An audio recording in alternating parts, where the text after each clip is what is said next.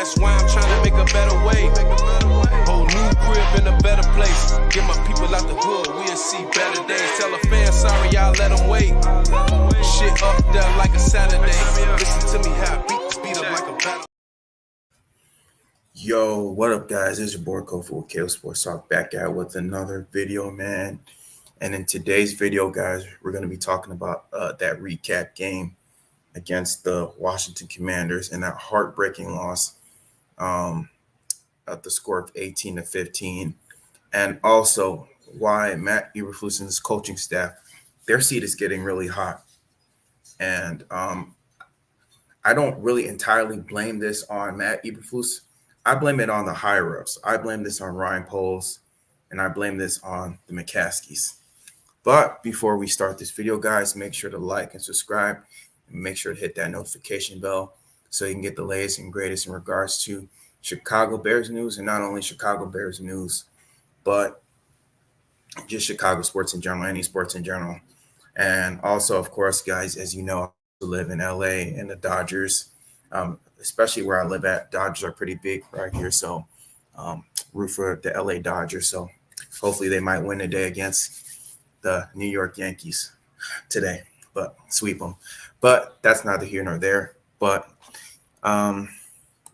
yeah, guys, Sunday, was a crazy game. I think for the first three quarters, the Chicago Bears offense really could not muster up any points. The Washington Commanders offense was kind of moving the ball up and down against the Chicago Bears defense, but the Chicago Bears defense, they were kind of like a bend and don't break defense. That's kind of like the defense of what they've been all season long. Like, they allow these teams to kind of drive down the field, have these long sustained drives. They allow these teams to go down the field, but they never ever allow them to score. And the Chicago Bears defense shows why they're one of the top defenses in the NFL in terms of red zone scoring, specifically going up against the number one offense in the NFL in the Washington Commanders.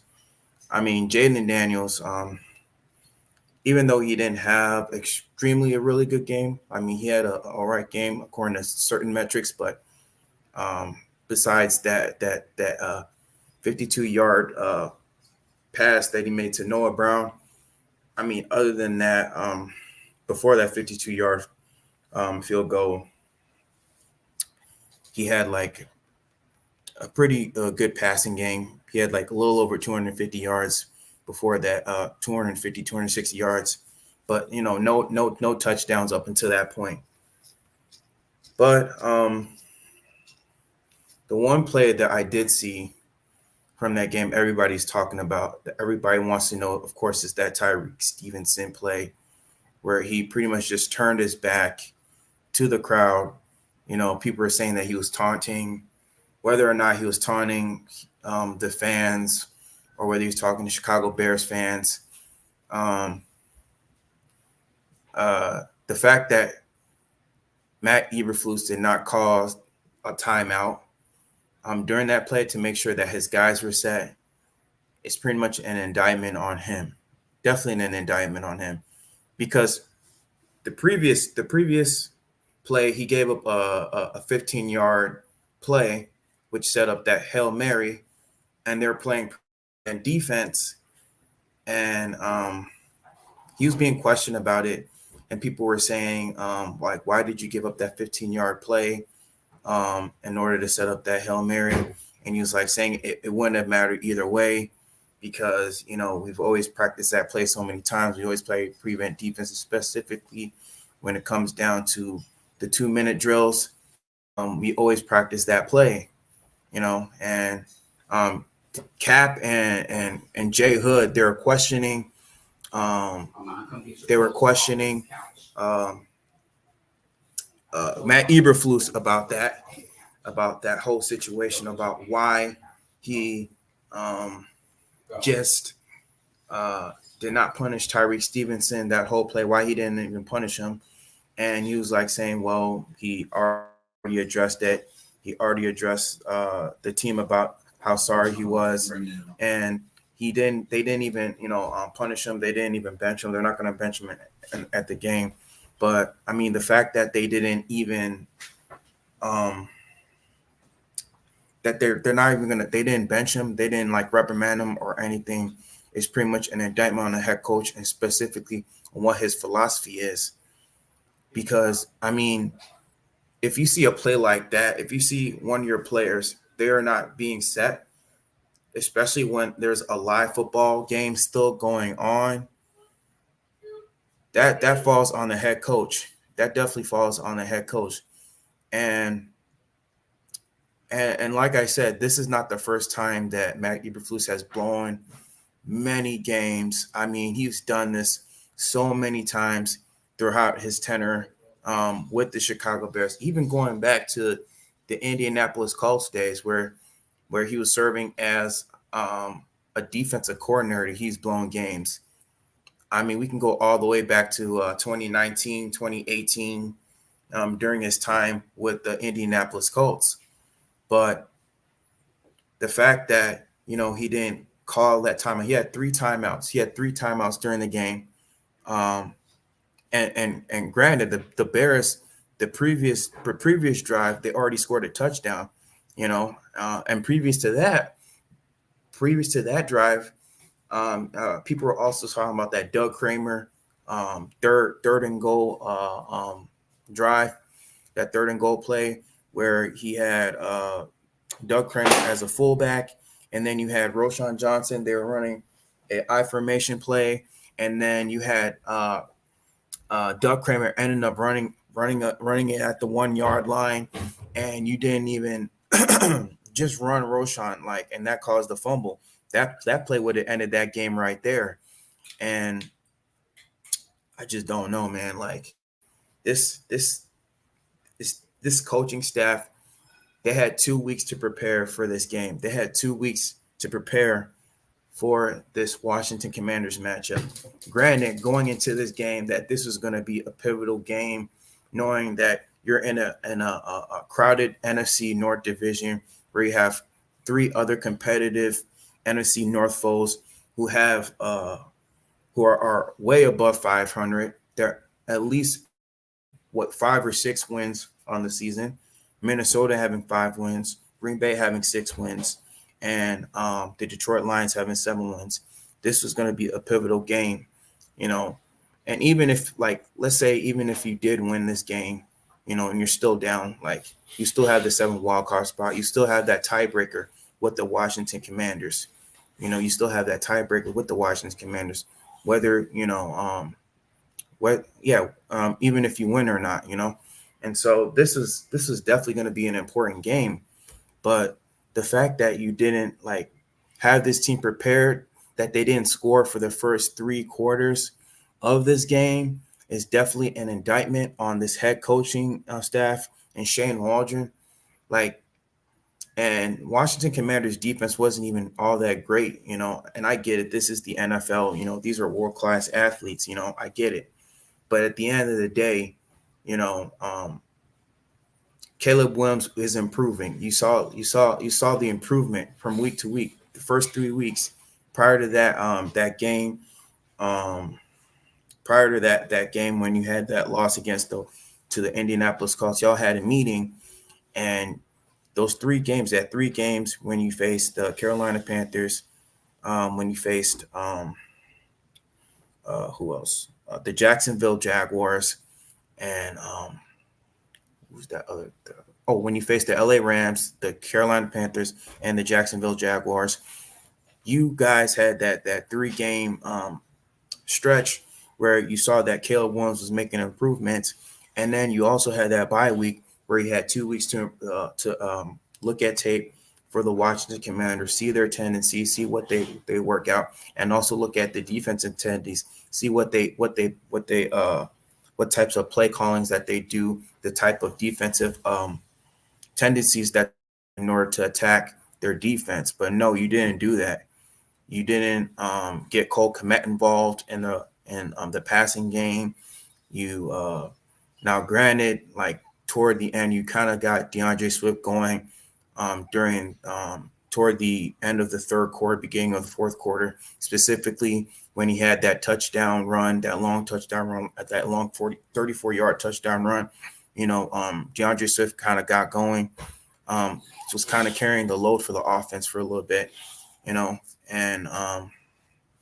but other than that, like, you could have got Rome Odunze involved. You could have got Keenan Allen involved. I didn't even see none of that. I didn't see none of them get involved, And the thing about Shane Waldron, I don't know why you're not using Cole Kmet, because Cole Kmet, like, he's a safety valve for Caleb Williams, and I don't know why you're not using Cole Kmet as a safety valve for Caleb Williams in order to allow this offense to succeed.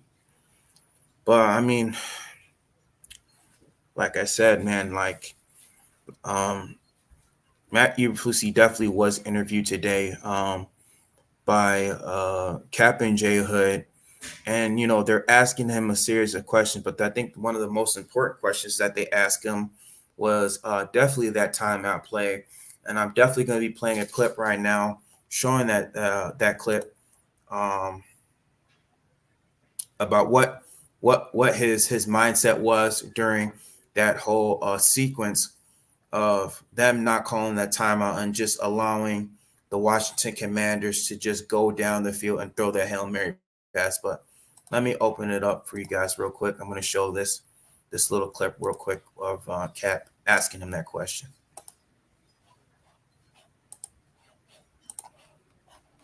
Okay. We should challenge on that particular one. And then what was the question about the last play again? So on the last play, why not take a timeout before they ran the Hail Mary, and that would have refocused your guys? And is there any thought to ever, maybe now in the future, whether it's Everett or Cole Kmet or Keenan Allen or Rome, putting somebody back there with more height? Yeah, we didn't need the timeout there, guys. We were all set. We were working ready to go. We just didn't execute. Okay, so we have guys that are assigned to be the guy that knocks the ball down, and we have other guys that are assigned to have guys box out. And we didn't box out all the players like we were supposed to. So it was all about execution. We got to do a better job of that. Focusing on that last play, and we'd be singing a different sheet of music right now. We would, but Coach, I got to disagree with you here. We were not all set because Tyreek Stevenson's off in a freaking corner yelling at fans for 4.1 seconds when that play's going on. And when you watch that video, I guarantee your blood was boiling, because if it wasn't, I don't understand it. Well, I'll just tell you this. I said it in the first comment that, we have to do a good job of focusing, wiring in on every snap. Alignment, assignment, key technique, and doing our jobs. And Tyreek also said that after the game. Coach, tell us about the latest on the injury. I mean, as you guys can see right there, I mean, you definitely saw, you saw what he said right there. Like, he was asking about, like, the whole situation with Tyreek Stevenson. I'm like, what do you do in that situation? I mean, like Cap was asking him, wasn't your blood boiling during that point? He was asking at Eberflus, like, how come you guys weren't set? How come you guys didn't call that timeout during that sequence? Because to make sure you kind of get your guys set to calm everything down, because we already know that Washington, they play like a hurry up offense. They want to get that play down. So Cap was asking him, why didn't, in that sequence, did you call a timeout to make sure every guy, was set? Make sure you could probably, once you call that timeout, you can come up with a game plan, maybe run a stunt blitz or whatever, to kind of throw Jayden Daniels off or run an all-out blitz, so he doesn't have enough time to throw that ball 52 yards down the field and get that touchdown pass. But of course, his answer was, well, we didn't need that timeout because he felt that everybody was set, even though we knew that Tyreek Stevenson was looking at the crowd, had his back turned, and by the time he had by the time he had his chance to turn around and see his opponent, or the person he was defending, Noah Brown, who ended up catching that touchdown pass, he was already 25 yards down the field. And as you can see, I mean, the rest is history. He tipped the pass, and Noah Brown caught that touchdown. I heard some story that Ben Johnson wanted to go to Chicago. Yeah, man. I mean, we will see. I did hear about that, Jewel, bro. I heard about that, Jay. I mean, we shall see, bro. But I mean, I don't know if I want to think about that right now, bro. I mean, that's kind of a little too early to kind of talk about. I mean, I get it, but Matt Eberflus, I'm not. Right now, my trust for him is like at kind of at like a 3 right now. My trust for him as a head coach is at a 3 right now with the way he's playing, and he's on the hot seat. Like right now, he's definitely on the hot seat. Him and this coaching staff, Shane Waldron, he's on the hot seat. I mean, there's so many things that could have happened, man. Like you had enough time to prepare for this game. Like the fact that it had to come down to a Hail Mary play, the fact that it had to come down all the way to this Hail Mary play is definitely not good. It's definitely a travesty. He did not get it. Caleb Williams, he did not have a good game. He was missing wide open receivers during the game. And that's also the fact that the offensive line, did not come ready to play. We also had dealing with some injuries. Braxton Jones dealing with the injury. Bill Murray, he's dealing with the injury. But at the same time, like you gotta either you gotta have your players be ready. You gotta have your players ready. You gotta have that next man up mentality. And like I said, this also falls on Ryan Poles because Ryan Poles, he could have got a center. He could have gotten Connor Williams at this point because right now Connor Williams, he's playing really well with the Seattle Seahawks.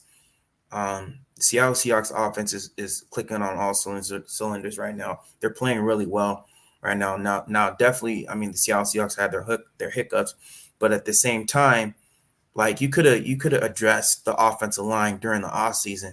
Like in 2023, you could have drafted a center.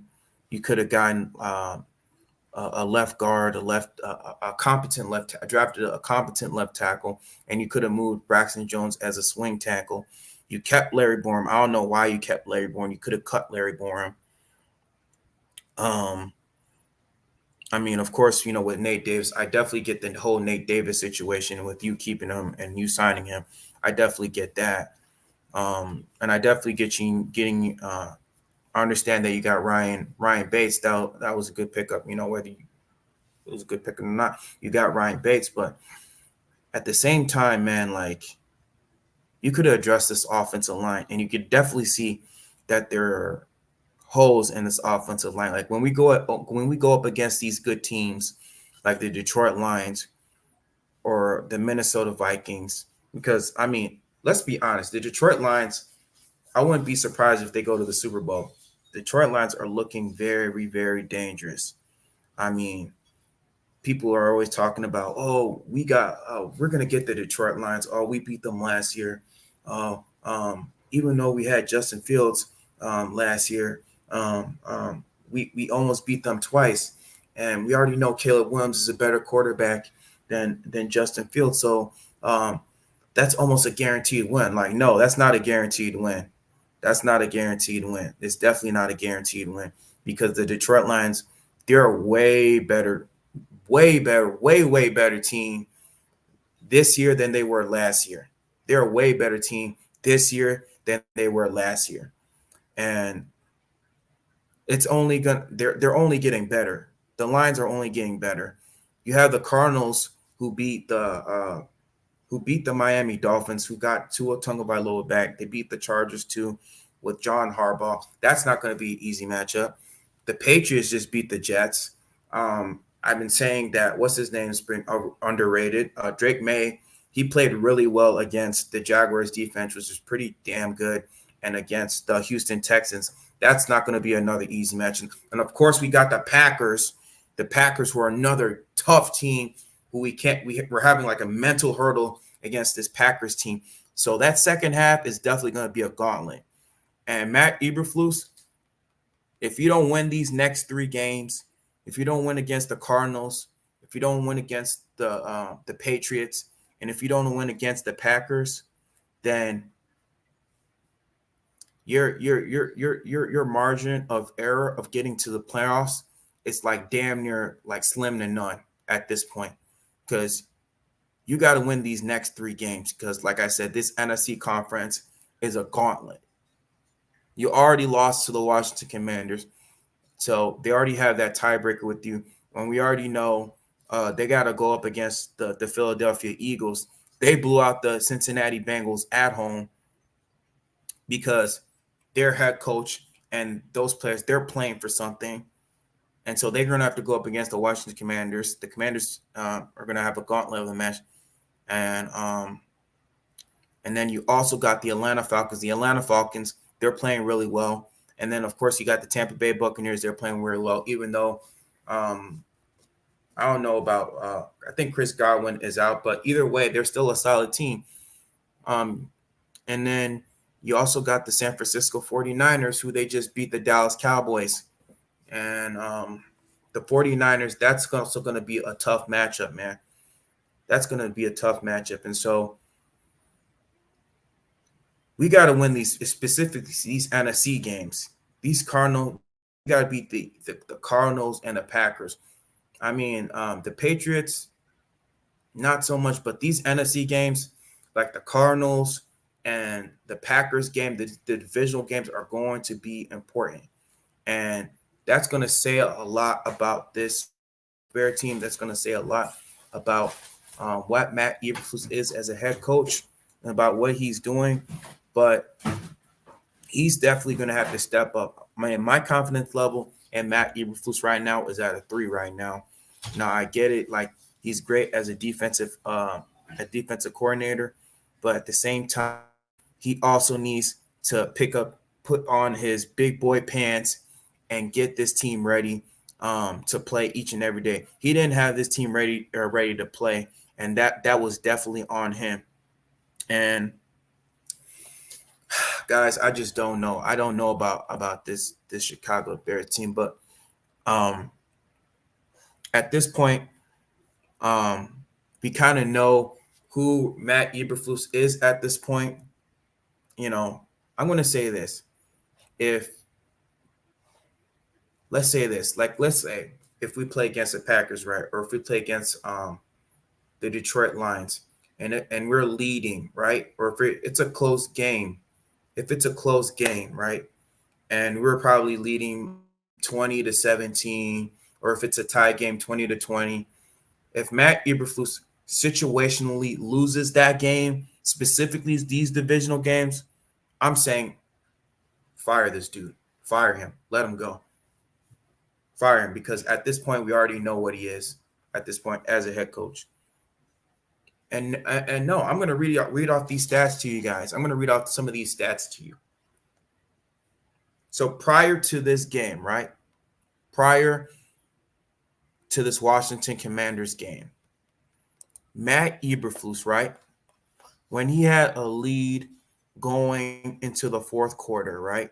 During his tenure as coach, there were 4 games where his team had a 90%, let me give you this, a 90% probability of winning the game. The 4 games which he lost, which hasn't been done in NFL history. He's the first head coach, or matter of fact, 5 games, including this Washington Commanders game.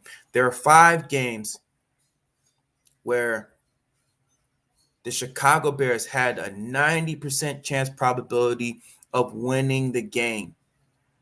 At least 90%, average of 90% of winning the game. And then they end up losing. That's like a 1 in a million chance, bro. That's like a 1 in a million.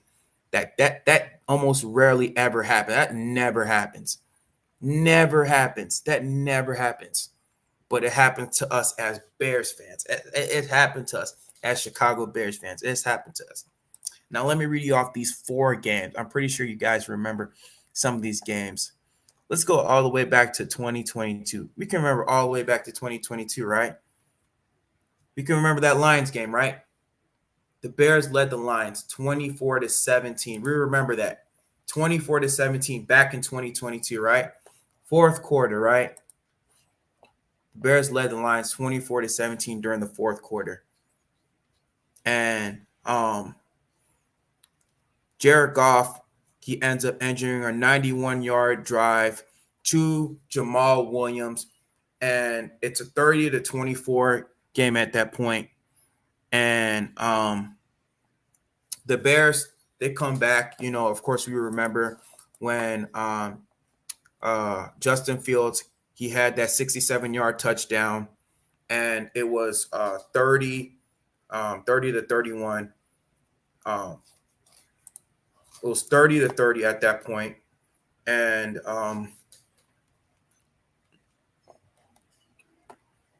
yeah. It was we remember when Justin Fields, he scored that 67-yard touchdown, and it was a 30-24 game. And then Cairo Santos, he misses that field goal. And the Detroit Lions, they get the ball back, and then scoring, and they end up winning 31-30. That's one game. That's one game they won. The second game, let's go to the second game. Of course, you remember 2023. The Bears led the Denver Broncos on a 28-7 going into the fourth quarter. And then we all remember Russell Wilson, he ends up engineering a drive where they come back and then they end up leading. They end up tying the game 28-28. And we all remember that naked boot where Justin Fields, where Luke Getty, he runs a naked boot, and then Justin Fields, he ends up fumbling the ball. And that was the drive where Will Lutz, he kicks a field goal. And the Broncos end up winning 31-28. The second game of the 2023 season, y'all remember the Detroit Lions again. The Detroit Lions again, guys. The Detroit Lions again. The Bears blew a 26-14 lead in the final 3 minutes of the game. Crazy. We were up 12 points in the final 3 minutes of the game. The final 3 minutes of the game, right? Jared Goff threw a 32-yard touchdown pass to Jameson Williams, 2:59 remaining. David Montgomery scored to end a 73-yard drive, and then Fields lost the ball out of the back of the end zone for a safety with 22 seconds left, and a 31-26 Lions win, right? Remember that one, right? Another one, the third one, right? Cleveland trailed 17-7 going into the fourth quarter, but they rallied for a 20-17 win with the 51-yard Flacco touchdown pass to Amari Cooper, and then a Dustin Hopkins 34-yard field goal to end the game. And then we go on to this 2024 game, which happened on Sunday, where we were up 15-12. We were up 15-12, right? We were up 15-12 going after 31 seconds. We scored. We came back from a 12-0 lead, right? We end up engineering 2 touchdown drives where we scored a touchdown on a 12-7 lead, and then we end up scoring another touchdown drive where Roschon Johnson ended up scoring, and then all the way down to toward the end of the game where it's 11 seconds, and of course, you already know that 52-yard Hail Mary, where Jayden Daniels, he throws a 13-yard out route to, I believe it was Terry McLaurin. And then we all know the 52-yard Hail Mary pass that he threw to Noah Brown to end the game. I mean, look at all these games that I mentioned. This is what Matt Eberflus has done as a head coach. And I'm not even going to mention what he's done as a defensive coordinator. We could talk about his tenure with the Indianapolis Colts. We can go all the way to 2019 where the Colts had a 24-23 lead against the Steelers, and the Steelers with Ben Roethlisberger, he throws 3 touchdowns. Ben Roethlisberger led a drive that led to a Chris Boswell 26-yard field goal win with the 26-24 win at with the Pittsburgh Steelers. Hold on. Oh, Charles is trying to come in. My bad, dude. Hold on. Did you see the link, Charles? Hold on. Let me put the link in. I'm coming, bro. Hold on, guys. I'm going to put the link in. But any one of you guys want to come in, talk about this game, we can talk about that. Because at this point, my patience is wearing thin for this coaching staff. And like I said, I blame Ryan Poles because I wanted Matt Eberflus out after that 2023 season. I mean, if you know you're going to draft a head coach, right? Or if you're going to draft a quarterback, right? Because Matt Eberflus, they need to get a new coaching staff. Of course they do. Of course. I mean, I'm not opposed to that. But I mean, at the same time, we can't fire him. We can't fire him at this point because it's really not going to do nothing, bro. Like at this point, it's really not going to do nothing if we just fire him, in my opinion. It's really not going to do nothing if we just fire him. But they should have fired him at the end of the season. They should have fired Matt Eberflus after the 2023 season because if they knew they were going to draft a head coach, they should have fired Matt Eberflus and fired Luke Getsy at the end of the day. But guess what? They didn't do that. They didn't. What's up, Chuck? How you doing, man? What's going on, Cole, from out and about, man? Taking care of the business affairs of life, which I see the Bears are not very good at doing. No, they don't. They don't. Not good at preparation as well. Yeah, bro. Yeah, man.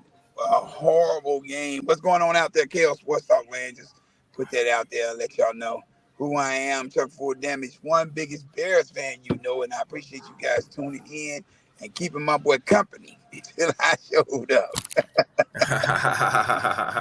Yeah. Cole, that was a horrendous way to end the game.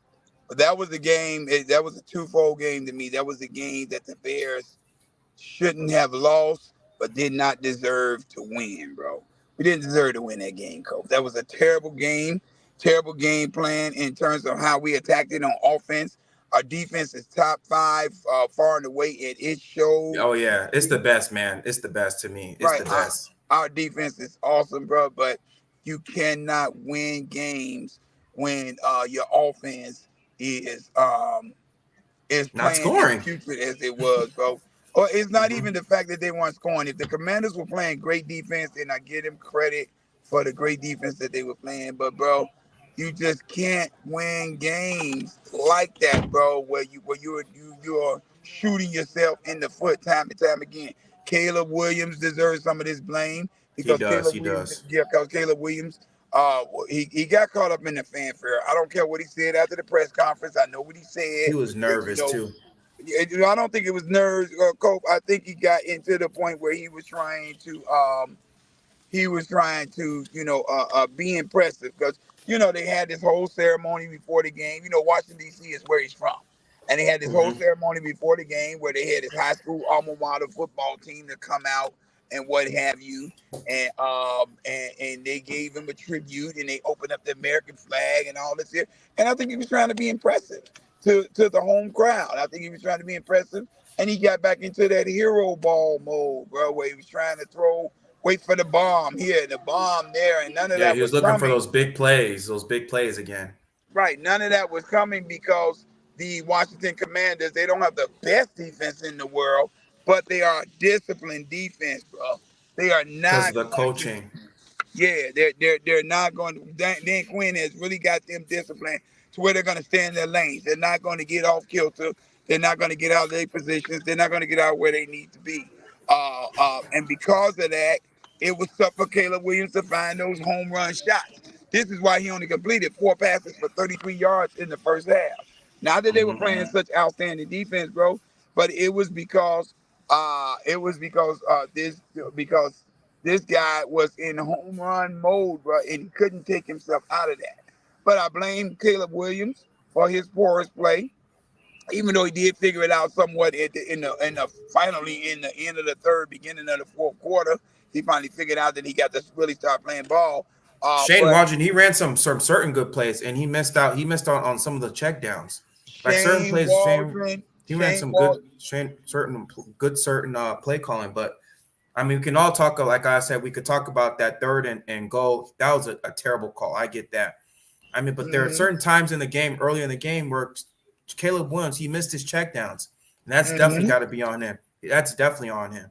Bro, go ahead. I'm sorry. Shane Waldron got fired by me when I saw some of them plays he was calling, bro. I fired Shane Waldron, and then I had to come up off my emotional high and give him a second chance because what's up, 6X champs? How you doing? How's it going? I understand this is his first time being here in Chicago, but bro, some of them calls. It's just the same kind of crap that Matt Nagy was doing, bro. It's the same thing. The same thing. Too many plays in your head. Too many plays in your head. What's going on, 6-time champ? What do you want to say, man? I've been watching these Jets fans, and Cowboy fans, and people should just enjoy the sport. You know what I mean? Like, look at us. We're 2-6. Our quarterback's out, but you guys, the fan bases should be happy. Okay, so we appreciate you jumping on with that, bro. But we really kind of focusing on the Bears, and I know you just got their struggles. Everybody got their struggles, but bro, right now you guys have a good quarterback. It's a lot of positives, There He's got a terrible head coach. But we also have to be honest with ourselves when we see the negatives. You can't just speak all the good and don't see none of the bad.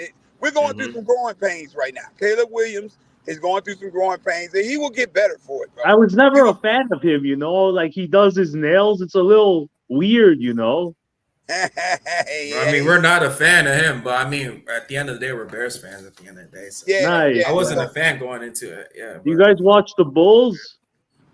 Definitely. And the Blackhawks and everything too? You guys watch them or just the Bears? We do. No, that's a different conversation for a different day. All things Chicago. All things Chicago. Tuning in, bro. We appreciate you tuning in. But right now, we're talking about the Bears right now. Yeah, but back to my point here, Cole. Yeah, go ahead. Definitely had to give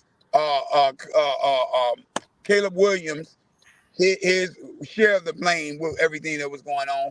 Shane Waldron is too happy-go-lucky with his play calling. He's got so many great plays designed in his playbook until he can't get himself away from just doing what's working.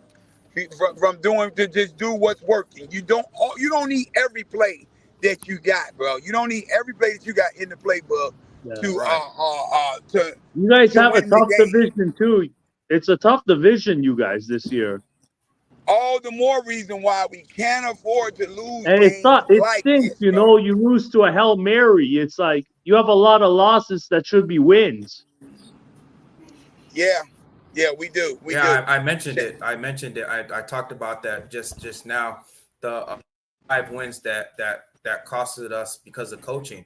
Like I said, I talked about the Cleveland game. I talked about those 2 Detroit Lions games, as well as the play. Yeah, the Lions, and they're in your division too. You know what I mean? So that's even worse than losing to Washington or something. And the Denver Broncos game where we were up 20-7. We're up 28-7 going on. Yeah, I don't know how you. Yeah, I mean, this speaks volumes to coaching ineptitude, bro. That's what this speaks to. I'm gonna give Shane Waldron a hall pass, even though I was heated at that guy. That was horrible. What the play calling that he had, especially on that 2nd and goal where he hands the ball off to who was that, Doug Kramer Jr., bro. You just don't do that when you got DeAndre Swift running rush shot all over these guys. Yeah, Roschon and nobody's Johnson. stopping him, bro. You had Roschon Johnson. I don't know why you A didn't lot run of him. your quarterbacks, though, they don't work out. You know, you draft high, you draft quarterbacks, and they never get full So potential. listen, bro. Listen. If you're gonna be on here with us, you're gonna have to stay on subject, bro, because you're jumping all over the place right now. We talking Yeah, you're about jumping all over the place, bro. we talking about right now about We're talking about right now, dude. coaching staff right now, bro. And we appreciate you coming on. I don't want you to think we don't, bro. But you gotta stay on subject. You gotta stay on subject, man. You gotta stay on subject, bro. Yeah, we So, gotta stay on subject. So I'm gonna give the brief abbreviation of it, Coach. But yeah, all of this speaks to a lack of control by the coaching staff, especially the Tyreek Stevenson episodes there at the end, bro. That's just ridiculous. Every week I'm seeing Tyreek Stevenson getting into some kind of kerfuffle, some kind of riff, some kind of arguing and bantering and ranting with fans and with players, with these wide receivers on the other side. Bro, nobody's reining him in. Nobody's telling this kid, you're a second-year pro, you playing good, but you need to calm down. You need to stay within your discipline. This is why he's out of position on the Hail Mary. It was his responsibility to be back there, the back line of defense where Noah Brown caught the touchdown. But because he's arguing with fans with his back to the play, when the play goes on, he's out of position, which means Kevin Byers got to step up, and Kevin Byers got to jump in there, and Kevin Byers got to try to cover his position and his, and ultimately they all get caught out of position. Yeah, because Noah Brown was his man, right? That was his man who was supposed to cover it, and he ended up blowing it because he was too carried. He got carried away by what the fans saying, and I'm glad Cap drilled Matt Eberflus on this because he asked him that question: why weren't you guys set? Why didn't you call timeout? You had 3 timeouts, dude, 3 timeouts, and you could have called the timeout to make sure you guys got set. You could have calmed your team down. Okay, this is what we're gonna do. We're gonna run a blitz. Okay, we're gonna do this, whatever, to make sure your team gets set. But you didn't do that. Why didn't you do it? He's like saying, "Oh, we didn't need a timeout." Really? That's how you think? That's how you really? Yeah. If you don't know what you're doing, you would think you don't need a timeout, but you needed a timeout. You definitely had 3 of them. It wouldn't have hurt it to waste one so that you can get everybody in the proper position. There's only 2 seconds left in the game. And another thing I didn't understand is the ultimate coaching malpractice right there. Ultimate coaching malpractice. Well, and Coach, it speaks to what I've been saying for more than a year now, about Matt Eberflus. This is why I call him Matt Eberflus. He is not a good coach, a good head coach, and so long as the Bears have him as their head coach, we will continue to lose. He's not intelligent enough, bro, to carry this team to the next level. The Bears are winning not because of him. They're winning in spite of him, bro. In spite of him. They're winning in spite of him, and I've been saying this for about 1.5 years now, bro. The Bears should have fired him when they fired Luke Getsy, bro. There's no way that guy should have been and still be here. What's going on, Mr. Villain? Are you going to talk about Bears or something else? Man, you see my profile picture. Oh, okay. Is that UTOP? You know, is that UTOP? It's me, son. Yeah, how's it going? How you doing, bro? I haven't seen you in a minute, bro. What you got to say, bro? Yeah, man. Yeah, it's good to be on the show and talk to you guys, man. Thank you, Kofi. No problem. And Chuck. No problem, bro. I'll say I talk to you guys all the time. So speak your mind, bro. Speak your mind about this game. Sir. Yeah, go ahead, brother. Well, I just don't see how this game falls on the offense. The offense, like, dude, it's been what, 3 games that we've been shut down, like the first half. Mm-hmm. Yeah. I mean, we can't continue on like this, man. Like this, we wouldn't be in this position if the offense actually showed up. Like last year, Washington did a Hail Mary on Denver, but the difference is that Denver won because they put up points. We can't keep the defense to keep bailing us out every single day. Like the games coming up, these offenses can put up points. Like that's a given. Like Minnesota can put up points. Detroit can definitely put up points. Green Bay can put up points with any quarterback. They put 52. They put 52 on Tennessee. 52 points. 52 exactly. Points on Tennessee. So our defense, as great as it is not gonna be able to hold on elite offenses to under 20 points every single game. It's not gonna happen. So this offense needs to get it sorted out. Caleb Williams, you need to. Oh my God. I don't know what's wrong with him, Okay. man. But Shane No, Waldron Shane no, definitely no, needs to no, Waldron, do no, man, more. he no, need no, to no, do no, something. villain, bro. There's nothing wrong with Caleb Williams. He's a rookie going through growing pains, bro. That's gonna happen, bro. You're gonna get the good with the bad with the rookies going through growing pains, bro. So you gotta get him. You gotta take what he does with a grain of salt. He not killing you. He's just not helping you right now. But Caleb Williams is not killing this thing, bro. He's not killing us, bro. He's not killing us. Yeah, no, yeah, it's definitely like a growing pain situation again. Do I sound too loud or am I good? No, No, you you good, good, bro. You bro. good. You good. You Go good, ahead, bro. man. You good. You good. Chuck, you're kind of sounding a little like kind of faint, bro. You're kind of a little bit faint. Your sound. Okay. Yeah. But go ahead. What were you saying, Yeah, Toby? yeah, no, that third down play call that to Kramer on the goal line, that was the worst play I ever seen in my life, bro. Yeah, it was horrible, man. It was horrible. I don't know Yeah, what he yeah, was thinking on that play. and that definitely speaks to play call, bro. I'm gonna put the onus of this on Matt Eberflus, and I'm putting it on Shane Waldron, and I'm putting it on Caleb Williams. But the biggest portion of this goes to Matt Eberflus, bro. The reality has come to grips with is just simply this: we do not have a head coach in this division that's smart enough to take us next level. Look at the coaches that's in this division. You got Dan Campbell over Absolutely. there in Detroit. You got Dan Campbell in Detroit. You got Kevin McConnell over there in Minnesota, and you got Matt LaFleur over there in Green Bay. Tell me when you hear those three names, which one of those coaches do you think Matt Eberflus is going to outcoach? He's not And going to nobody, None of because outcoach them. they're all any of cooler those than him. None guys. of them. He's not All going those to other And, coaches outcoach are any of those cooler than guys. him, bro. Like, go ahead. Yeah, Go ahead. I'm sorry. Speak your piece, bro. no, you good. And if you can't at least match wits with these guys, how are you going to help your uberly talented team get over the hump? How you going to do it, bro? How you going to do it? You And you can't got the help me. weapons. You got the weapons. You got the defense. So you don't have no excuse. I mean, Yeah, besides the offensive line. I mean, the offensive line is kind of makeshift. But you got yeah. all the weapons, and you can work around that offensive line. You can work around it. But no, Mm-hmm. you can't do that. And you know the thing about it, I would respect Matt Eberflus if he took accountability of his actions.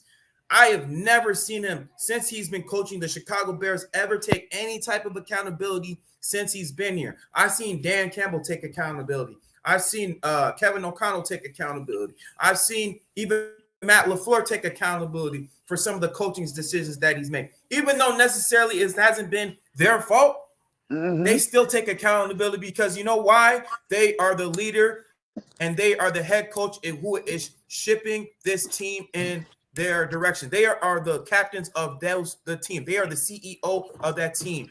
And Matt Eberflus is a reflection of their team.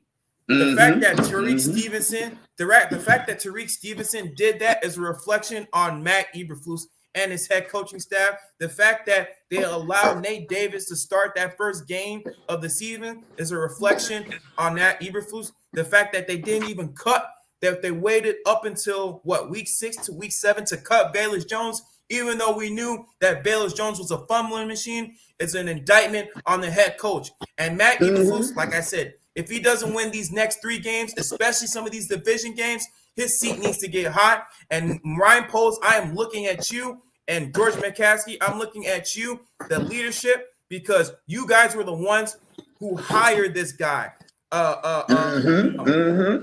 Specifically George McCaskey, because they all have the same agent. They have the same agent, Trace Armstrong. So they're somehow connected in some type of way. And Ryan Poles, you're always trying to get Matt Eberflus back, saying, "Oh, he can lead this team." But what the hell has he done? Giving away 4 games. We are literally a game away from going 5-2. Can you imagine, guys, if we went 11-6, 10-7? We could say, man, like we could look back and say, man, we were like 2 games away from going 12-5. We were 2 games away from going 13-4, having the first round bye because if it wasn't for our coaching. Just imagine if we had a competent head coach to lead this team. We would be damn near undefeated. Go ahead. So yeah, I was just about to say, and you just kind of stole my thunder there with that last comment, bro. I was just about to say, let me drop this on you, bro. Go How ahead. about if this coaching staff makes one or two smart decisions in every game we lost, we are undefeated this season, bro. We're undefeated. This defense has been incredible. They have not given up any points hardly to anybody. The Washington Commanders came into this game tied with the top scoring offense in the league. They managed 4 field goals on us, bro. With all of the great play that Jayden Daniels was doing out there, and he looked fabulous when he was doing it, bro, they managed 4 field goals for almost the entirety of this game. That shows you how great this defense is. If you get Right. just a little coaching help with Caleb Williams in that offense, Shane Waldron makes one more smart decision. Shane Waldron makes one more smarter decision than what he made. Matt Eberflus actually uses his brain and thinks his way through something. You are looking at an undefeated season. You're looking at an undefeated season, bro. And that's We're real, bro. 7-0, 8-0. Yeah, All that because circles of back coaching. to that circles back to the offense being horrible. Like we can't keep expecting to win games if we don't score over 20 points. Like it's an offensive driven league. So if we don't score over 20, most likely we're losing. If our defense holds, yeah. I keep hearing you say that, bro. But let's keep it in perspective now. The last 3 games before this one, what was the numbers the Bears put up on offense? 24 points, 36 points, 35 points. It's not We're for damn a near lack averaging of close being to able 30 to points. do it, bro. It's about Yeah, and also, game but plan. you can also argue that the competition we faced wasn't the best. But everybody can argue that, bro. You play who's in front of you, bro. You play who's in front Absolutely, of you. but Everybody.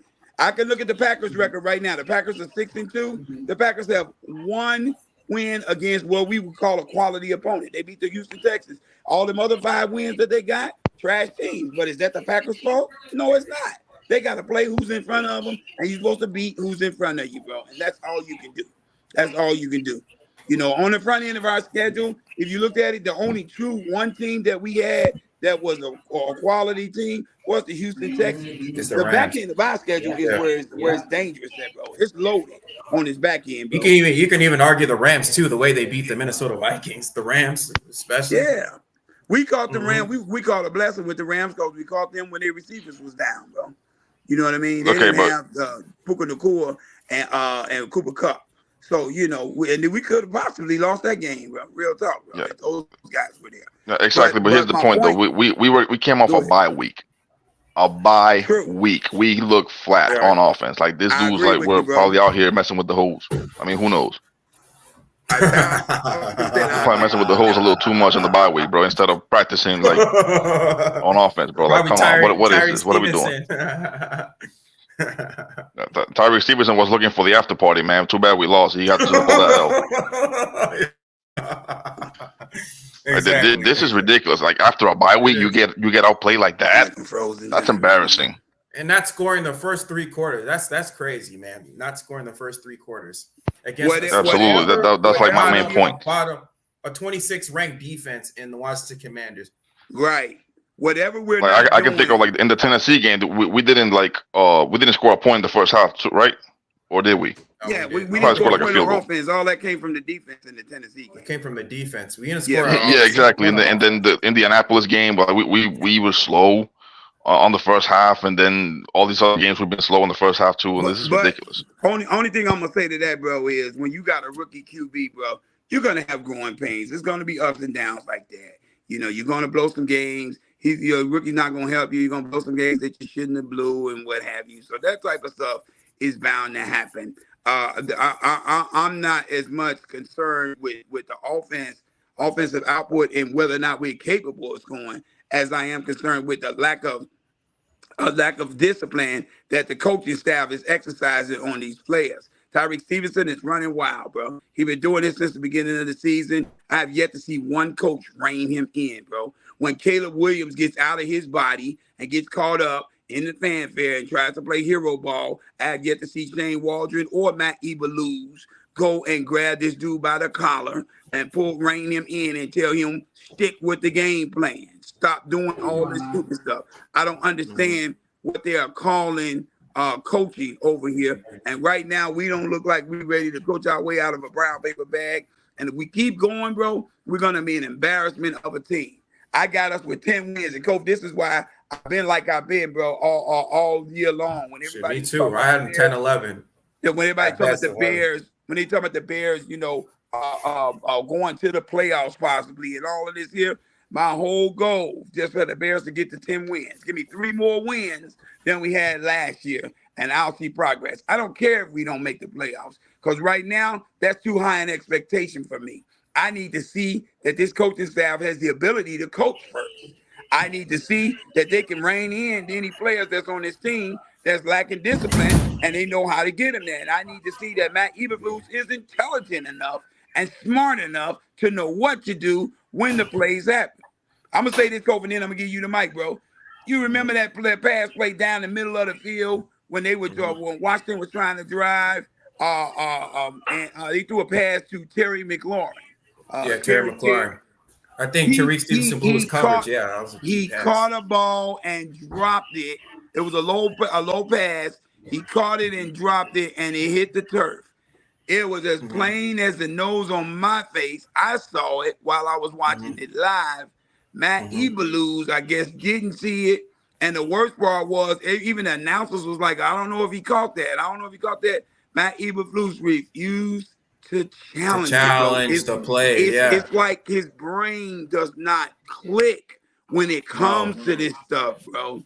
It doesn't click, and that tells me he's not a leader, bro. He's not head coaching material. I don't care how much the players like him. I don't care how much his positive energy is and how good, it is to hear him say something positive to the players. That's not going to help us. He's not good at time management, too. Time management's horrible. Yeah, that's not helping us win games. I'm sorry. It doesn't work for me. They need to do something about this, bro. They need to do something about it. For real. Yeah, it was also holding on the Hail Mary too, but let's not talk about that either. Yeah, let's not talk about that one. But that should have been a hold, but it is what it is. At the end of the day, they played sloppy. They played sloppy offense. I mean, we could talk about some of the drive killers, especially the delay of games, the false starts that were like drive killers. Like there were instances like where we were moving the ball. There are instances where we were moving the ball, and then it was like a 3rd and 2nd play, or there was a 3rd and 5 play, and then flag, false start, number 70, false start, number 58, and then we're moving back. We go from 3rd and 5 to 3rd and 10. We go from second and 5 to 2nd and 10, and that literally kills the drive. Like, I just don't understand why this coaching staff, for the life of me, doesn't get this team prepared and just allow them to, like, when they get into a momentum, to keep discipline, because it's never ever discipline, specifically even on the offensive side. It just seems like on the defensive side we're more disciplined, but on the offensive side, it's like our offensive line is not set. There's an illegal motion, like when we're trying to run a motion play, there's like an illegal motion or whatever, or there's a false start, and that literally kills the drive.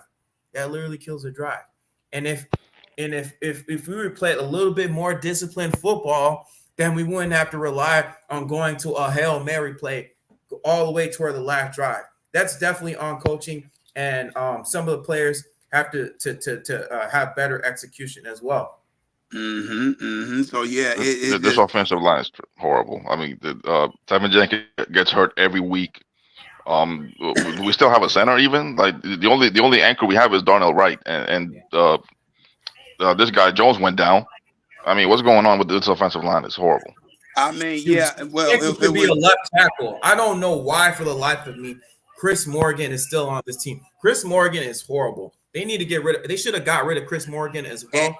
But I've been saying Tevin Jenkins should be a left tackle, because if he was a left tackle, he wouldn't be dealing with the type of injuries that he's dealing with.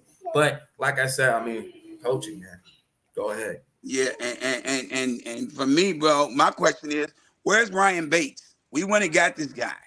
This guy was supposed to be instrumental to what we were supposed to be doing with the offensive line. I've got yet to see this guy lay paws on the field, bro. I haven't seen a cleat or a jersey with Bates' name on the back of it yet, bro. Not only that, bro. I think Kyron Ahmed, how you say his name, Omegaji. Uncle?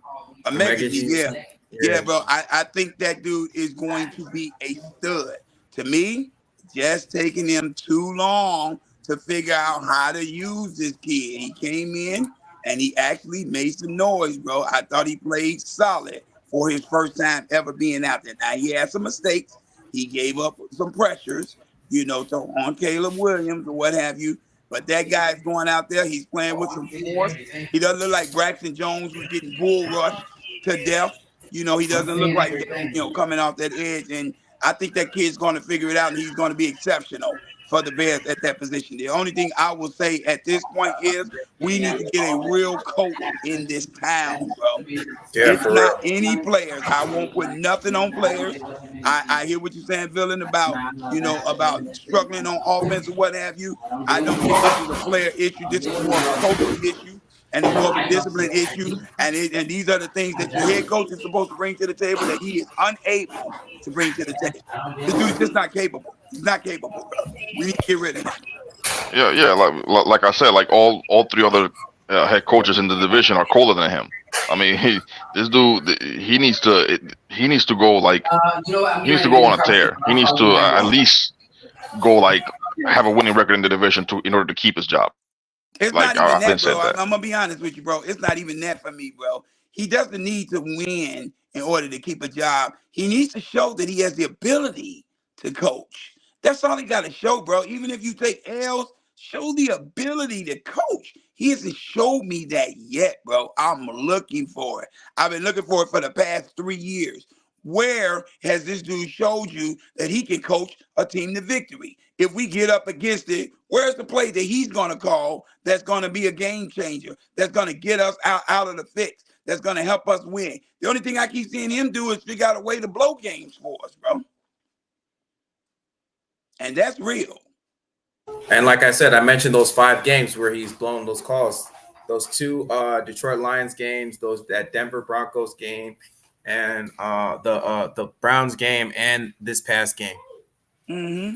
And so, enough becomes enough. At what point do we stop feeding into nepotism and just go on and move this dude around? He is not a good head coach. That's why, Kof, and you can tell the listeners if I'm lying on this, Kof. That's why I've been telling you since we got him, Shane Waldron is my head coach. and like I said, Matt Eberflus is the Velus Jones. Yeah, I don't want him as a head coach if he's gonna call that BS on 3rd and goal. Like, I'm sorry, He's going through some growing pains too, Villain. So I feel you, bro, and I ain't mad at you for thinking that way, bro. But he better than Matt Eberflus. I'm gonna tell you that, bro. He better than that bum. He might not. He's the Velus Jones, the Velus Jones of head coach. He's always fumbling away games.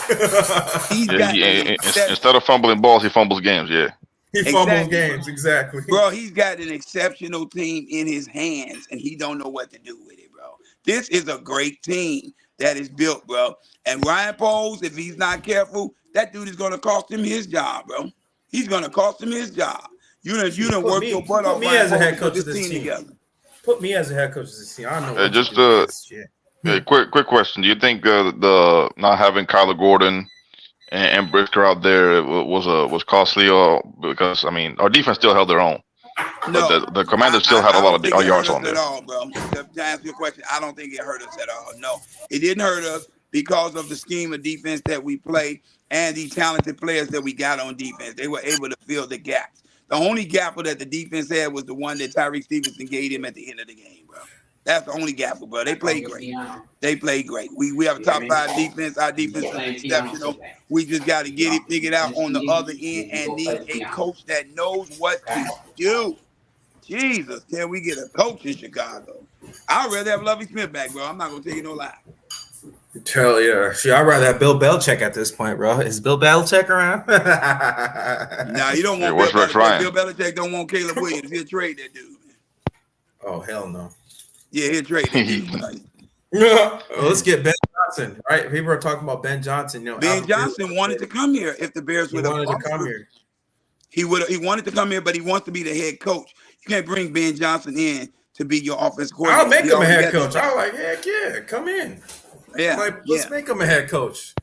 You just got to kidnap Eberflus and make him disappear. Maybe they'll get a new head coach in here.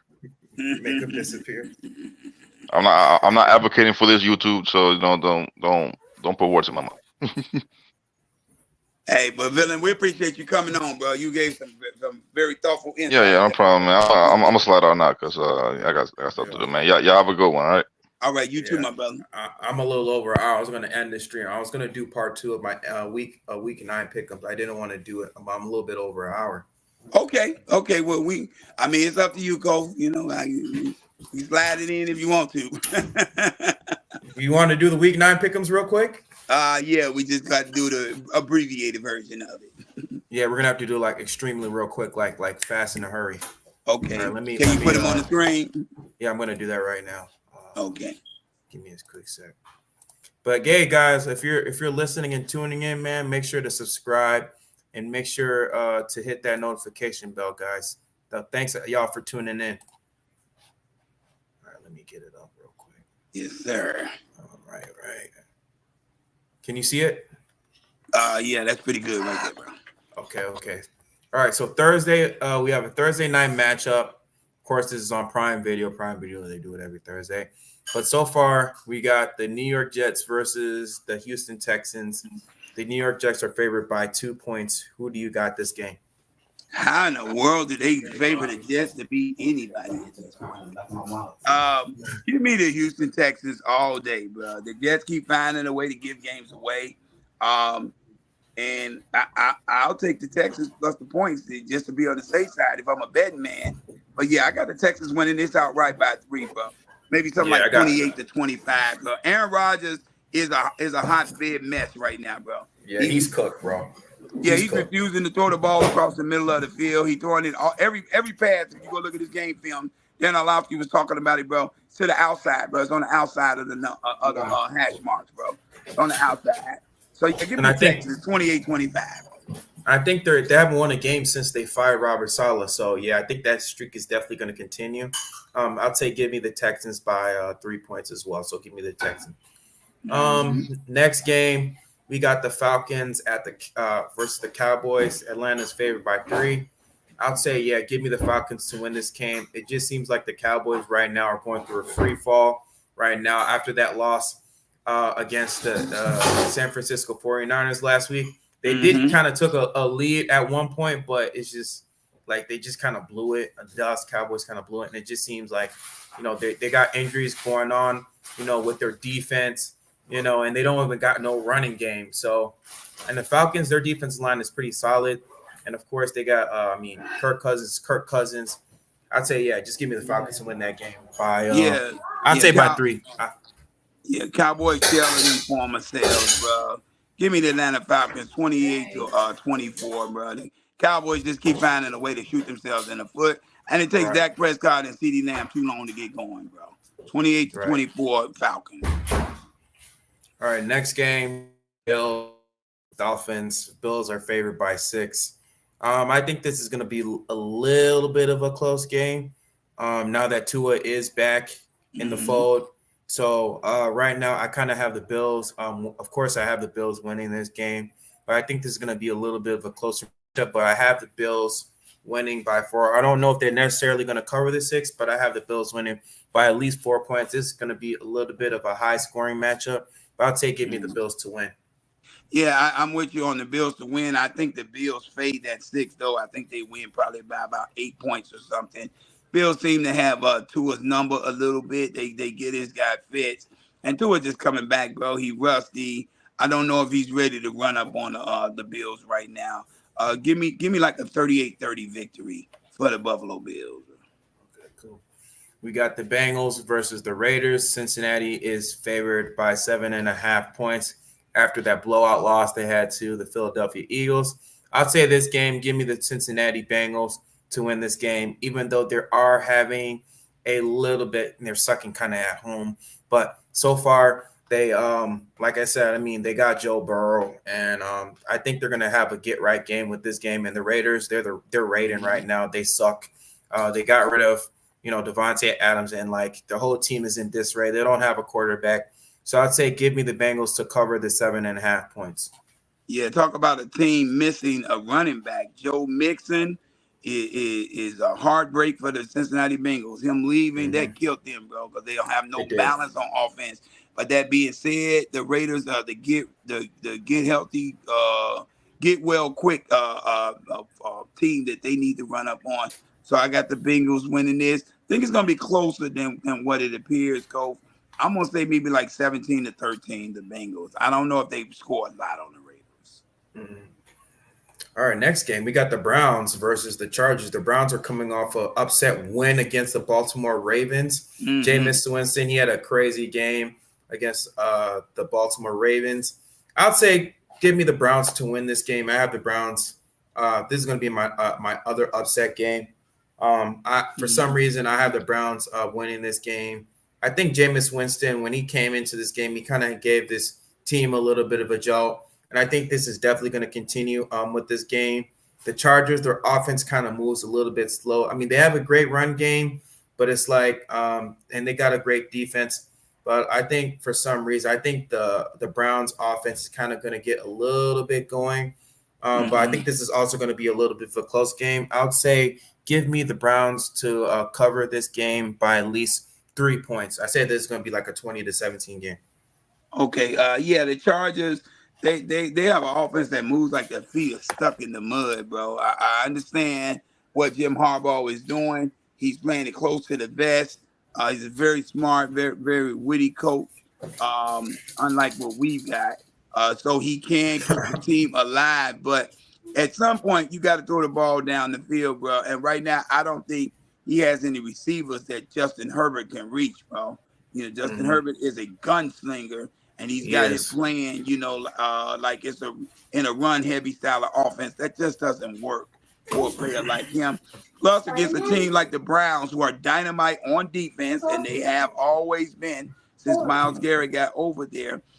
You got now a gunslinging guy like Jameis Winston out there who's not afraid to throw the ball down the field and take the chances, and a defense that's going to give him multiple chances, even if he makes mistakes. I think you're right on this one, Kof. I got the Browns pulling this one out. I think it's like a 21-18 game, bro. I'm going to roll with you. Right. All right. Next game, we got the Patriots versus the Titans. Tennessee is favored by 3.5 points. I have this also being another upset right here. I think the Patriots, did they win their last game? The Patriots? They did. They beat the Jets. Oh, yeah, they did beat the Jets. You're right. They did beat the Jets. I think Drake May, he's kind of has his team definitely going. I mean, no, he didn't even play. He got hurt. I totally forgot. Yeah, I think Jacoby Brissett is quality enough, bro, to where he can get this done, bro. The Titans are a team in free fall, bro. Right now, they're a team with a great defense, and they have absolutely no offense to speak of. They're not really sure what they're doing with Tony Pollard. They have no clue how to get the ball to what's the receiver name? Oh my God, I'm drawing a blank that quick. Calvin Ridley. They have no clue how to get the ball to Calvin Ridley, bro. And Tajee Spears has just been a waste over there. They don't even know what he's on the team for and what to do with him, bro.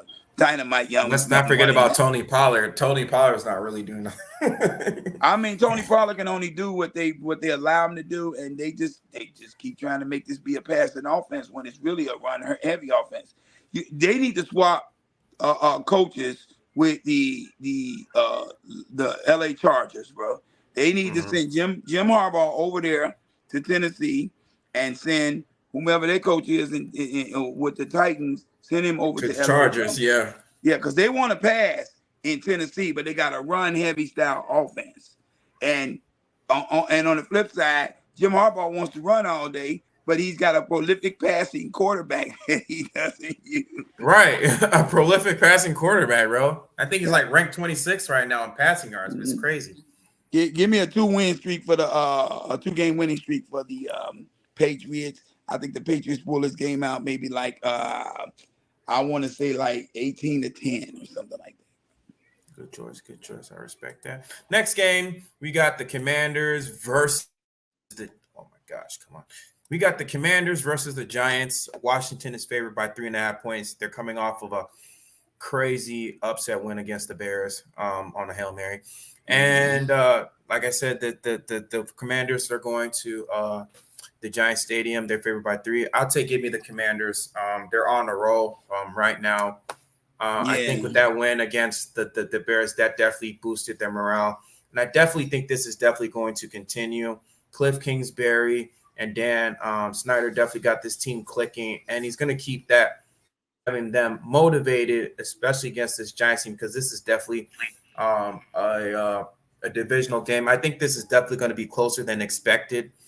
Giants have, even though they did lose by 12 points against the Pittsburgh Steelers, I think the Giants defensive line is really good enough to kind of get to Jayden Daniels. And Jayden Daniels, he definitely needs to be careful with this, because like I said, they definitely could get to him. But I think this is definitely going to be a closer game than people do expect. So I say give me the Commanders by maybe 4 points. I have them winning by at least 4. Do me a favor, NFL. Right now, don't put the New York Football Giants in any more primetime games, bro. Every please week I look up, I see this team on a primetime game. I don't want to keep seeing the Giants on a primetime game. They're horrible, bro. Danny Pennies is fast becoming Danny Snaps, Danny Food Stamps, or whatever you want to call them. Danny Monopoly money. Danny Fumbles. Right. I don't want to keep seeing a team that's struggling in prime time. Don't put this team there anymore. But to your point, the Washington Commanders are riding a high right now. That team is on fire solely because of Jayden Daniels. That dude is going to be the rookie of the year, hands down. Unlike you, I don't really see this game being close. I watched this kid play up close and personal, bro. He's exceptional. He's very smart. He makes the right decision almost every single time. I didn't see, even in the Bears game, him make one bad decision, bro. I didn't see one bad decision. No, especially against our vaunted defense. Against the Giants offense, against the Giants defense that's going to be out there on the field too long, because the Giants offense is going to give up the ball way too many times. I see this being a blowout. Give me this game 35-6. Commanders. Okay. Commanders. All right, we got the Saints versus the Panthers. Saints are favored by 7. This is really no brainer. 2 trash teams, but I have the Saints winning this game. I definitely have them. If they cover the 7, maybe. Maybe I do. I have them covering the 7. Panthers are too much of a trash team. I think the Saints are going to find a way to.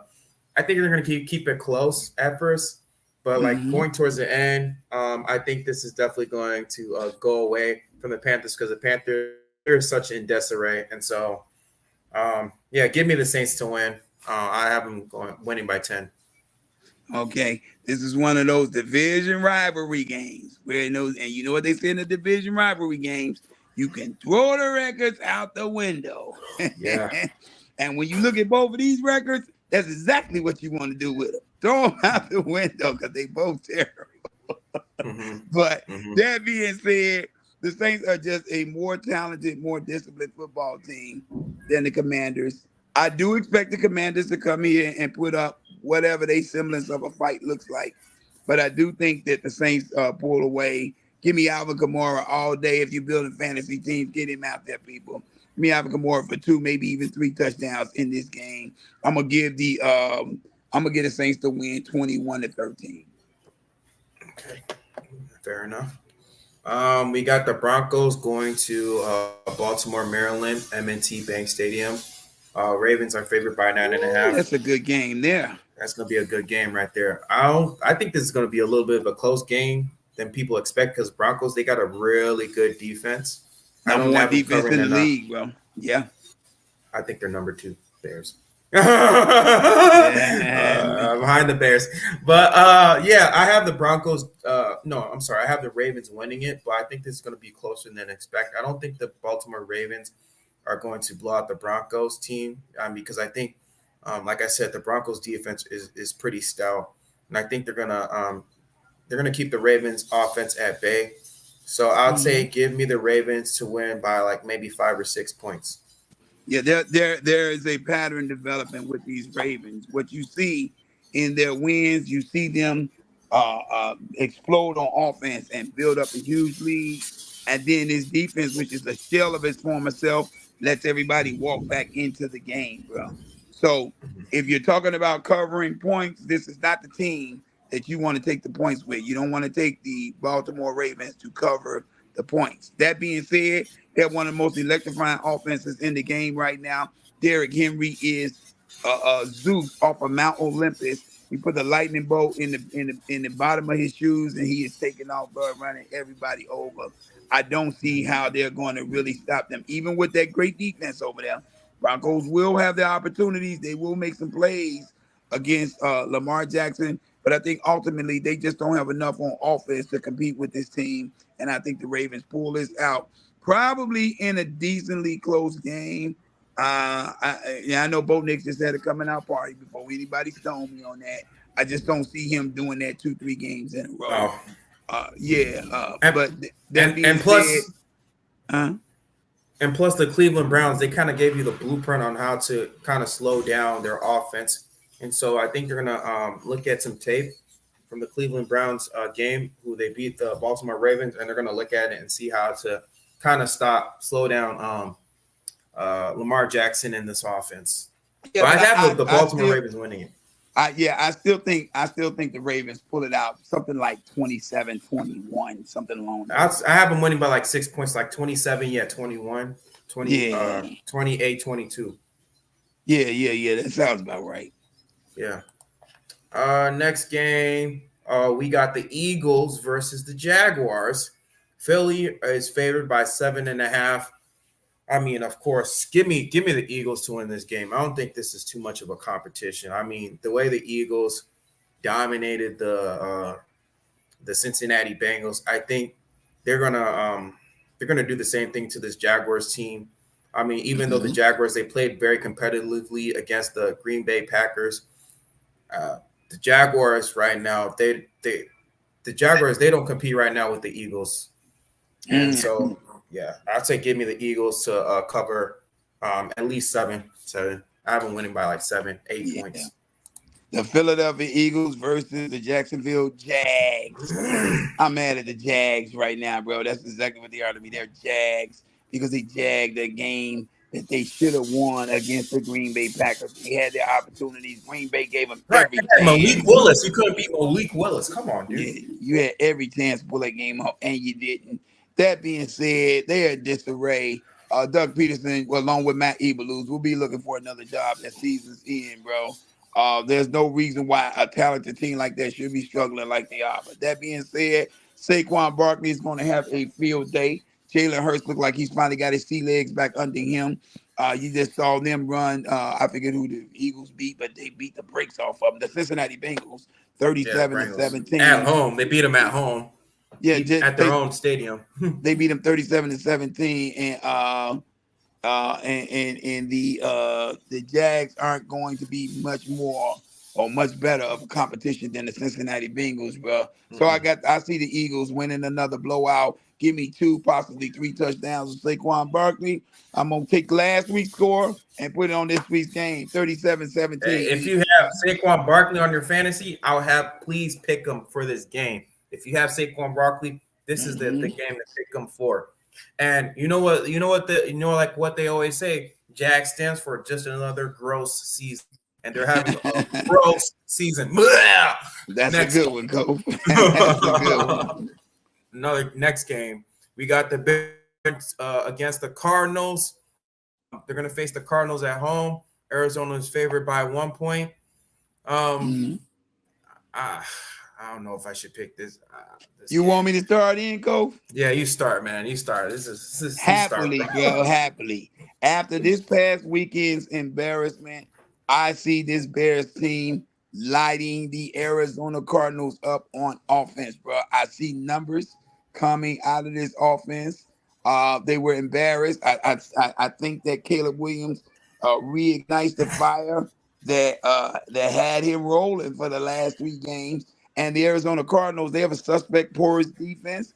I think that the Bears are able to get a little bit of a lick back off of what took place this past Sunday. The Bears defense is very stout, and we play very well for whatever reason against Kyler Murray. I don't know that Arizona is going to be able to light up the airwaves with Marvin Harrison Jr., like they have on some other teams against this Bears secondary. As a matter of fact, I'm pretty certain that that's going to be a tough go-up. I'm not saying they can't. They definitely got the weaponry.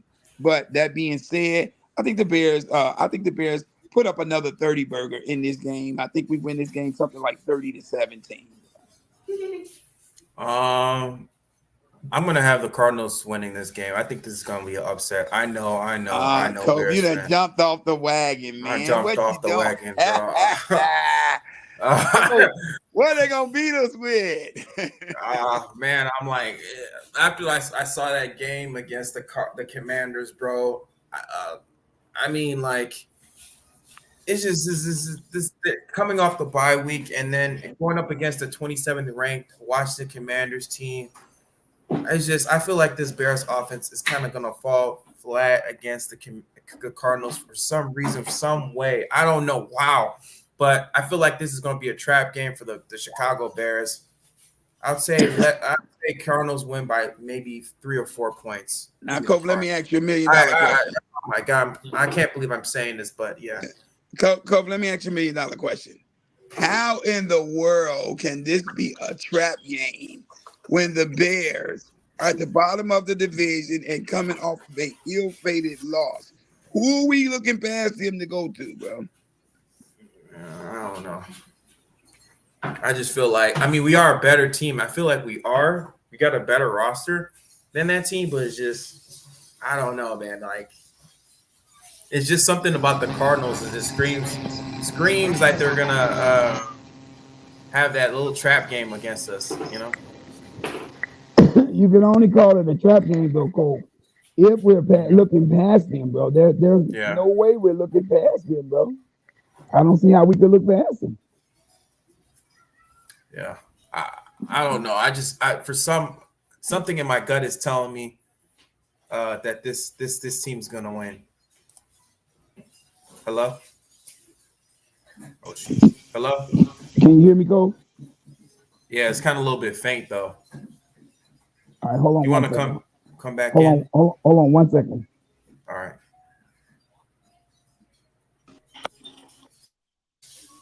All right, can you hear me now? Yes, much better. Much better. Can you hear me? Yeah, I can hear you. I can hear you. I can hear you. Perfect. All right, next game.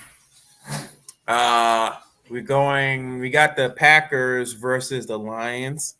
Detroit is favored by 3.5 points. Who do you got this game, Chuck? I got the Lions in this game, bro. I got this Lions in this game. Even if he goes, Jordan Love is a wounded soldier right now, bro, on the field, bro. He's hampered by injuries right now. He may not even be able to go, to be honest with you. Plus, the Packers have a whole slew of injuries that's popped up on in their secondary on that defense, bro. I don't really see how they're going to stop a Ben Johnson, Jared Goff-led offense, bro, from going up and down the field. And Detroit is playing some solid defense, even with the absence of drawing a blank again, of their star edge rusher. Aiden Hutchinson. Aiden Hutchinson. Yeah, even with the absence of Aiden Hutchinson, Detroit's just playing some smart ball right now. They're playing some smart ball right now.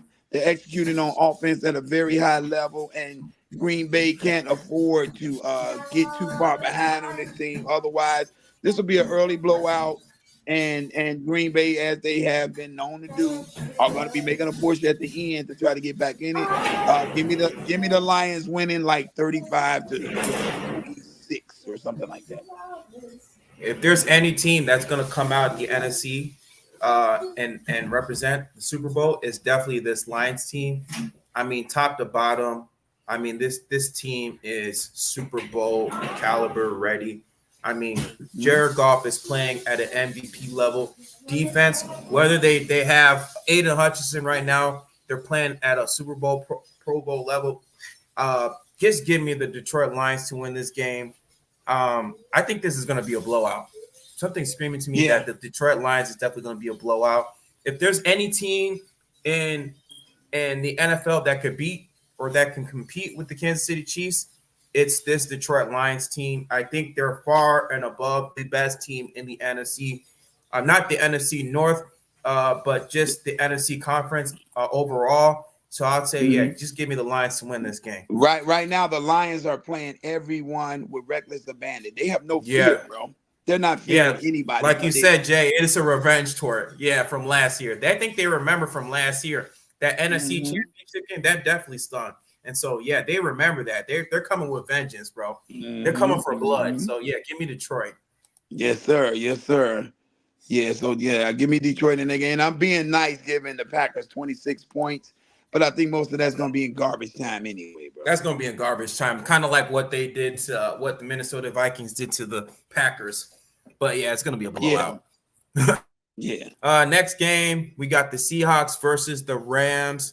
Rams are favored by 1.5. I'd say give me the Rams. I'm going to have the Rams winning. Another upset alert. Give me the Rams to win this game. I think last game against the Minnesota Vikings, the LA Rams kind of exposed the Minnesota Vikings defense with Puka Nacua and Cooper Kupp going off. And so I think this is definitely going to be a high-scoring affair game. But I don't think with the addition of Puka Nacua and Cooper Kupp, and you got the mastermind with Sean McVay and Matthew Stafford, I think they have the makings to beat the Seattle Seahawks. But I think this is definitely going to be a little bit of a close game, but it's going to be a high-scoring game. I'd say give me the Rams to cover about 3 points. But I'm all things Rams right now. I'm really not a fan of what the Seahawks are doing on offense right now. They're too hit or miss, bro. They're all over the map. They've forgotten how to use. They're Dr. Jekyll and Mr. Hyde. They've forgotten how to use Tyler Lockett. Kenneth Walker II is too sporadic, and he's too sparing to use. And 1 week they got him scoring 2 touchdowns. The next 3 weeks you don't know he's on the team anymore. And I believe DK Metcalf is out with an injury, bro. Plus the Rams, the Rams are just getting healthy. So now you're getting now you're getting the full throttle of what that team is definitely capable of. So the Rams, I think the Rams are looking to get on a heater, looking to get on a tear. And I think the Seattle's standing in the way right now. So give me the Rams winning this game 34-14. Plus, I think Geno Smith is going to throw some picks in this game. Yep. Next game, we got the Sunday Night Football. Vikings are hosting the Colts at Minnesota. Vikings are favored by 5. I'd say give me the Vikings to cover. I think they're going to win by 10 points. I think coming from that stinging loss against the LA Rams, I think they're definitely going to be motivated to win. I don't think that loss fell on the face of Sam Darnold. I think Sam Darnold is playing really well as their quarterback. But I got the Vikings definitely winning this game. This is going to be their get right bounce back game against the Colts. So give me the Vikings to cover. I'd say by 10 points. I've been winning by 10. Okay, the Scrolls, I see you out here, bro. I see what you had said about the piece of advice. We do try to interact as much as we can with the chat, but sometimes we do get caught up in the conversations, bro. But I hope you come back again, bro. Sure do appreciate you. Do appreciate you. Colts and the Vikings. Give me Minnesota. I think Minnesota is riding a low right now, bro. They're taking blows, and I think like I believed it would happen earlier on, it just happening later. I think Aaron Donald's come back down to earth, bro. I think he's gotten back to who we know Aaron Donald to be, and this is what I've always believed about him. Aaron Donald. Yeah, Aaron Donald's Sam Donald. My retired. bad. I said Sam Donald. That's what I mean. Sam Aaron Donald. My bad. My bad. Sam Donald. My bad, bro. Sam Donald's Donald. retired. Yeah. Yeah. Yeah. It's all Oopsie. right. It's all right. But It's all yeah. right. But yeah, Sam Donald, bro. Yeah, he's come back down to earth. He gets on a heater at the beginning of the season, and that guy's usually good for like 3 or 4 games. This year, he impressed me because he made it 5. But ever since the 5th win, he's been downhill for him, bro. And the Indianapolis Colts, they're a very opportunistic team. That defense is very opportunistic, and they are not great at stopping anybody. But if you make a gamble, they can take advantage of it, and they can beat you. Plus, consider this. They just benched Anthony Richardson because he opted out of the game this past Sunday because he was, quote unquote, tired. They benched him. They got Joe Flacco going for the rest of this year. I'm expecting the end, season's end, or even maybe before the season end, Anthony Richardson getting traded somewhere, bro. That's right, Jewel. Yeah. So yeah, he does, Jewel. He does. He look himself in the mirror. But yeah, that being said, I think see, Joe Flacco is a wild hair, bro. That's a wild card, bro. Because that guy, he will come in and you will think he's old and lethargic and done for, and you forget this dude was once a Super Bowl MVP.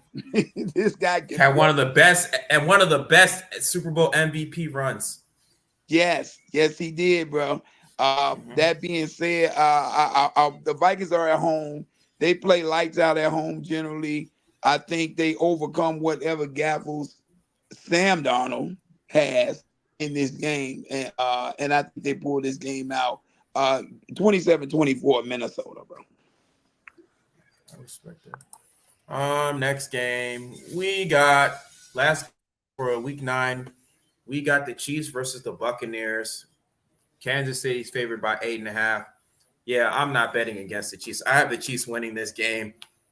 Chiefs are literally on a roll right now. The defense got them rolling. I know Patrick Mahomes has been playing very subpar this season, but it doesn't matter because you know what? It's freaking Patrick freaking Mahomes at the end of the day. And guess what? He always has his team winning each and every week. So I say give me the Kansas City Chiefs to win because I trust Steve Spagnuolo and his defense. His defense is playing at a great level, all-time level. And on top of that, you got the one of the greatest quarterbacks to ever suit in the NFL and Patrick Mahomes. So, yeah, give me the Chiefs to win. Yeah, definitely. The Buccaneers are reeling with injuries after Roquan Smith went out there and broke Chris Godwin's leg. Yeah, Chris Godwin's out for the year. Yeah, broke his ankle, and then they already got who is that? Mike Evans is out with an injury. They're not sure if he's going to be able to come back. I believe his is a hamstring. So you know, Baker Mayfield is kind of on an island right now. He's got a bunch of secondary receivers. Sterling Shepard is a nice receiver to fill in. He's played the X slot receiver position before, the white slot, I should say. He's played that position before, so the guy can play the game. And so he's going to be formidable. But I don't think that's going to be enough to beat the Kansas City Chiefs. You got to have all your horses to run up on Kansas City to even stand a chance to beat them, bro.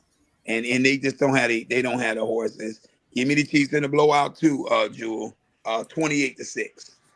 Yeah, it's gonna be a blowout. It's gonna be a bloodbath, man. Yeah, give me the Chiefs. But yeah, that's all the games we have so far, man. That's all the games for week 9, man. Yes, sir. Any final thoughts before I end this stream, man, or what the Chicago Bears should do to improve? Let me say this for what the Bears fans should do. Don't give up on the Bears. When I say don't give up on the Bears, I'm talking about the players, the team. There's great camaraderie, and you guys saw it on Hard Knocks amongst these players. They're going to hold each other accountable. As a matter of fact, DJ Moore got in the press and basically said that all of the team captains, they're going to do what Matt Eberflus does not have the ability to do. They're going to punish Tyreek Stevenson. They're going to hold him accountable. Stand by your team. Your team is going to fight to the bitter end.